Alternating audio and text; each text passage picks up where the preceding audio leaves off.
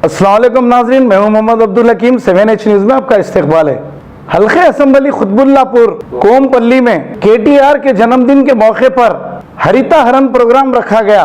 इस मौके पर transport minister Mahender Reddy, MLC Mainapalli Hanumanth Rao, Shamipur Raju, MLA KP Vivek Goud, MPTC Sana Kavita, ZPTC Prabhakar Reddy और TRS सीनियर लीडरों ने शिरकत की। आइए देखते हैं अनवर की ये रिपोर्ट।